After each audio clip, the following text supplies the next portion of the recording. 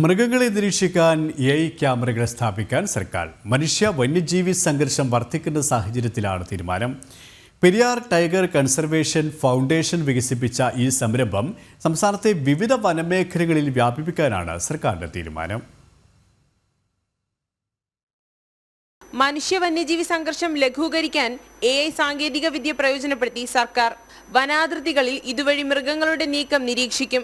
സൗരോർജ്ജത്തിൽ പ്രവർത്തിക്കുന്ന നിരീക്ഷണ ക്യാമറകൾ പെരിയാർ ടൈഗർ കൺസർവേഷൻ ഫൗണ്ടേഷൻ വികസിപ്പിച്ച റിയൽ ടൈം മോണിറ്ററിംഗ് സംവിധാനം, തെർമൽ ഡ്രോണുകൾ, ക്യാമറ ട്രാപ്പുകൾ എന്നിവ ഉപയോഗിച്ചാകും നിരീക്ഷണം. കേരളത്തിലെ വനത്തിലെ സാഹചര്യം വിലയിരുത്തി സംസ്ഥാനത്തുടനീളം മെഷീൻ ലേണിംഗ് സാങ്കേതിക വിദ്യ ഉപയോഗിച്ച് പ്രശ്നക്കാരായ വന്യജീവികളെ തിരിച്ചറിയും. നെറ്റ്വർക്ക് കണക്ടിവിറ്റി ഇല്ലാത്ത വനപ്രദേശങ്ങളിലും പദ്ധതി നടപ്പാക്കാനാകും. സംസ്ഥാനത്തുടനീളം പദ്ധതി വ്യാപിപ്പിക്കാനാണ് സർക്കാരിന്റെ തീരുമാനം.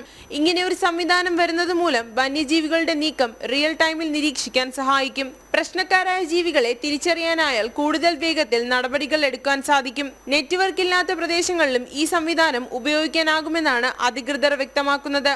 ഇതിനുള്ള പ്രാരംഭ നടപടി പെരിയാർ ടൈഗർ കൺസർവേഷൻ ഫൗണ്ടേഷൻ തുടങ്ങി.